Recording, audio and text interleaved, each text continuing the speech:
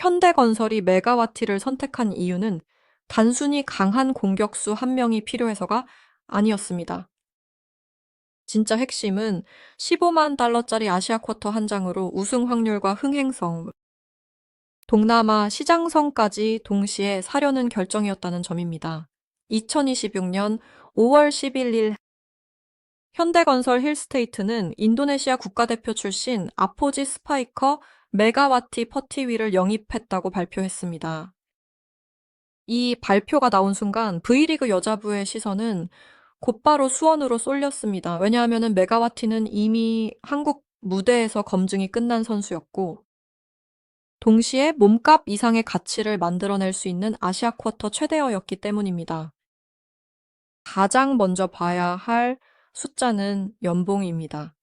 2026, 2027 시즌 여자부 아시아 쿼터 연봉 상하는 일 연차 15만 달러, 2년차 17만 달러로 정해졌습니다. 여기에 출전 경기 승리 수당과 챔피언 결정전 우승 수당 같은 옵션이 별도로 붙을 수 있습니다. 겉으로 보면은 적지 않은 돈입니다. 하지만 현대건설 입장에서는 이 금액이 놀라울 정도로 합리적인 투자였습니다. 같은 공격력을 일반 외국인 선수 시장에서 찾으려면 훨씬 더 큰 리스크를 감수해야 합니다. 새 얼굴은 V리그 적응 여부를 모릅니다. 리시브 압박, 블로킹 높이 장거리 이동, 한국식 훈련 문화까지 모두 새로 확인해야 합니다. 그러나 메가와티는 이미 그 검증 과정을 통과했습니다. 메가와티가 처음 한국 팬들에게 강렬하게 각인된 시점은 2023-2024 시즌 정관장 유니폼을 입고 뛰었을 때였습니다. 당시 그는 팀 내 최다인 736점을 올렸고 리그 득점 7위에 이름을 올렸습니다. 공격 성공률은 43.95%로 리그 4위였습니다. 이 수치만으로도 아시아 쿼터 선수의 기준을 바꿨다는 평가가 나왔습니다. 그런데 진짜 폭발은 다음 시즌이었습니다. 2024-2025 시즌 메가와티는 800의 점을 기록하며 득점 3위에 올랐고 공격 종합 성공률 48점, 06%로 리그 1위를 차지했습니다. 오픈 공격 시간차 공격. 후위 공격에서도 정상권 지표를 남기며 정관장을 챔피언 결정전까지 끌고 갔습니다. 현대건설이 이 기록을 모를 리 없었습니다. 현대건설이 메가와티에게 끌린 첫 번째 이유는 결정력입니다. V리그에서는 정규리그를 잘 버티는 힘도 중요하지만 결국 본배구에서는 한두 점의 싸움이 모든 것을 가릅니다. 듀스 상황 세트 후반 22대 22. 챔피언 결정전 5세트 같은 순간에는 전술보다 믿고 올릴 수 있는 공격수가 필요합니다. 메가와티는 바로 그 장면을 바꿀 수 있는 선수입니다. 높은 타점에서 때리는 강타도 있지만 블로커 손끝을 이용하는 코스 선택 후위에서 올라오는 타이밍. 세터와 맞지 않는 공도 득점으로 바꾸는 힘이 있습니다. 현대건설은 그 한 방을 원했습니다. 두 번째 이유는 전력 공백입니다. 현대건설은 2025-2026 시즌 정규리그 2위에 오르며 강팀의 틀을 유지했습니다. 하지만 2026-2027 시즌을 앞두고 팀의 중심축이 크게 흔들렸습니다. 오랫동안 팀의 상징이었던 양효진이 현역 생활을 마감했고 아시아 쿼터로 활약했던 자스티스도 흥국생명으로 옮겼습니다. 중앙의 존재감과 외국인급 보조 화력이 동시에 빠진 상황에서 현대건설은 평범한 보강으로는 부족했습니다. 단순히 빈자리를 메우는 정도가 아니라 상대가 긴장할 만한 이름이 필요했습니다. 그 이름이 바로 세 번째 이유는 전술 구조입니다. 현대건설은 메가와티 영입에 앞서 외국인 선수로 조던 윌슨을 선택했습니다. 윌슨은 아웃사이드 히터 자원으로 분류되는 선수입니다. 이 선택은 매우 의미가 큽니다. 일반적으로 V리그 여자부에서는 외국인 선수를 아포짓에 세우고 득점 대부분을 맡기는 방식이 익숙했습니다. 하지만 현대건설은 다른 그림을 그렸습니다. 메가와티를 아시아 쿼터 아포지스로 세우고 윌슨을 옆에서 받쳐주는 구조를 만들면 공격 분산이 가능해집니다. 상대 블로커는 메가와티만 보고 움직일 수 없습니다. 윌슨 국내 공격수, 중앙 속공까지 함께 의식해야 합니다. 이때 메가와티의 진짜 가치가 나옵니다. 정관장 시절 메가와티는 많은 순간 팀의 공격 부담을 혼자 짊어졌습니다.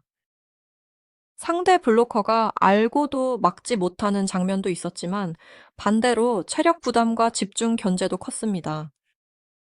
현대건설에서는 상황이 달라질 수 있습니다. 세터가 공격 루트를 넓게 쓰고 윌슨이 리시브와 좌우 공격에서 부담을 나눠주면 메가와티는 가장 위험한 순간에 가장 강하게 터질 수 있습니다.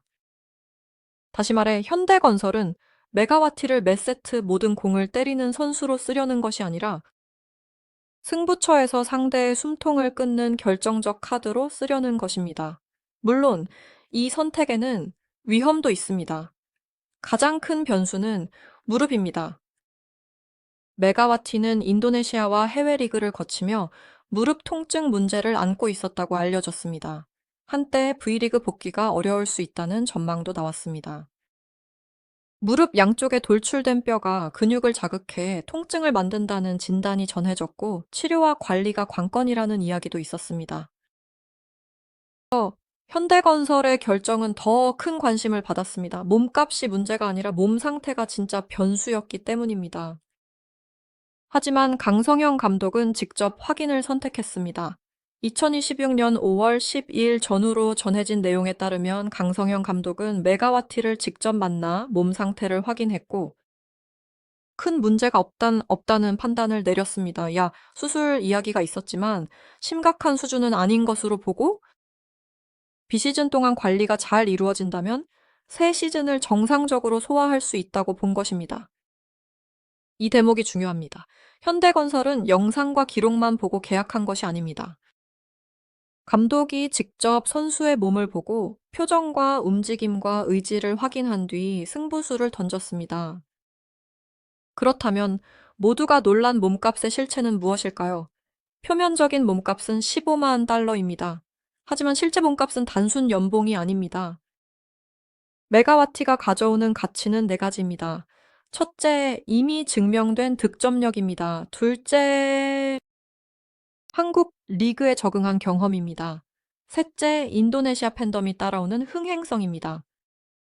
넷째, 현대건설이 잃어버린 우승 압박감을 다시 끌어올리는 상징성입니다. 이 4가지를 합치면 15만 달러는 지출이 아니라 기회비용을 줄이는 선택이 됩니다.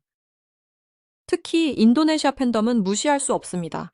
메가와티는 단순한 외국인 선수가 아니라 인도네시아 여자 배구의 얼굴입니다. 그가 한국에서 뛰면 인도네시아 팬들은 V리그 경기 결과를 확인하고 하이라이트를 찾아보고 현대건설의 소식을 따라갑니다. 구단 입장에서는 경기력뿐 아니라 브랜드 노출 효과까지 얻습니다. 수원체육관의 관중, 온라인 중계, 조회수, 소셜미디어 반응, 유니폼과 굿즈 관심도까지 연결될 수 있습니다. 현대건설이 메가와티를 선택한 순간 팀은 국내 리그 안에만 머무르지 않는 카드를 손에 넣은 셈입니다. 더 무서운 점은 메가와티가 아직 완성형으로 끝난 선수가 아니라는 것입니다. 그는 1999년생으로 2026년 기준 아직 전성기를 더 끌어올릴 수 있는 나이입니다. 이미 2시즌 동안 V리그의 속도와 높이, 한국 세터의 패턴, 상대팀 블로킹 습관을 경험했습니다.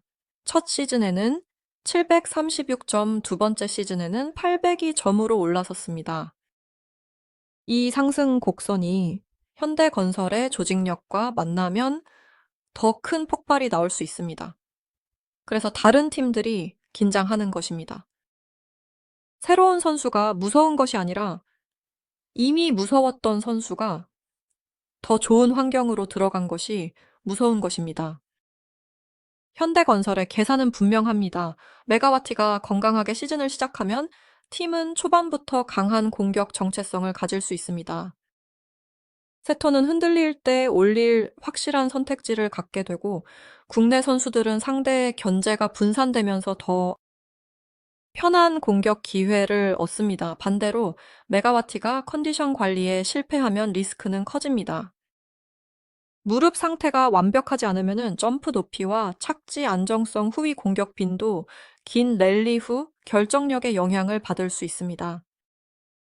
그래서 현대건설의 시즌 성패는 메가와티의 폭발력과 관리 능력 사이에서 결정될 가능성이 큽니다. 결국 이 영입은 단순한 선수 계약이 아닙니다. 현대건설은 양효진 이후의 시대를 준비해야 했고, 자스티스 이적 이후의 공백도 메워야 했으며, 다시 챔피언 자리를 노릴 공격의 얼굴도 필요했습니다.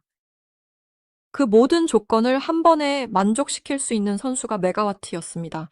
15만 달러라는 숫자는 사람들을 놀라게 했지만, 더 놀라운 것은 그 금액으로 현대건설이 얻을 수 있는 잠재 가치입니다. 검증된 800이 점 공격수 공격 종합, 1위의 효율 인도네시아 대표 스타의 팬덤, 그리고 본 배구를 바꿀 수 있는 결정력까지 모두 한 장의 아시아 쿼터에 담겨 있습니다.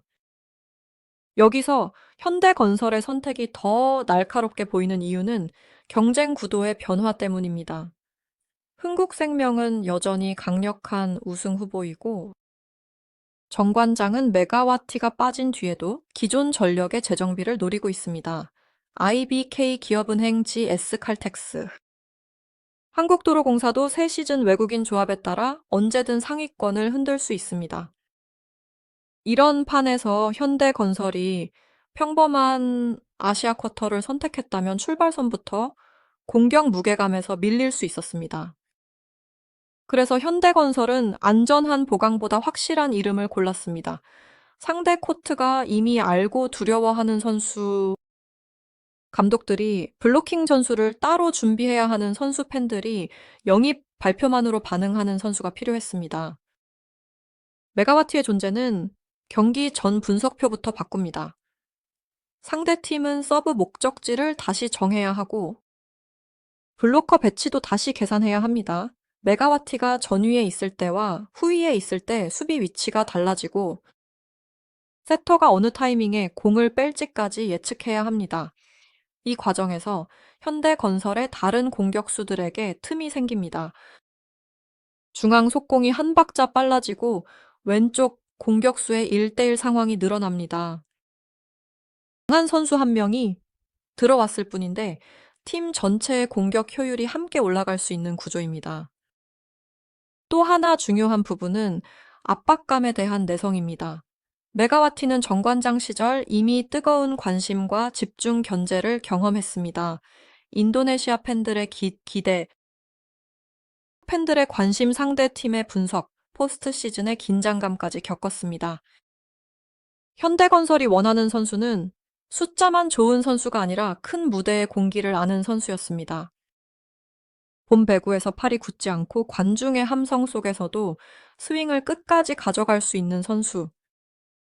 그 조건에서 메가와티는 단순한 후보가 아니라 가장 현실적인 정답에 가까웠습니다. 이제 질문은 하나입니다. 현대건설은 위험한 도박을 한 것일까요? 아니면 V리그 판도를 뒤집을 가장 영리한 투자를 한 것일까요? 만약 메가와티가 2024-2025 시즌의 몸놀림을 되찾고 조던 윌슨과 함께 공격 분산까지 완성한다면 수원에서 시작된 이 선택은 단순한 영입 뉴스로 끝나지 않을 것입니다. 2026-2027 시즌 여자 배구의 우승 경쟁을 흔드는 거대한 분기점이 될 수 있습니다. 그래서 현대건설이 메가와티를 선택한 진짜 이유는 분명합니다. 그들은 선수 한 명을 산 것이 아니라 우승을 향한 가장 위험하고도 매력적인 가능성을 산 것입니다.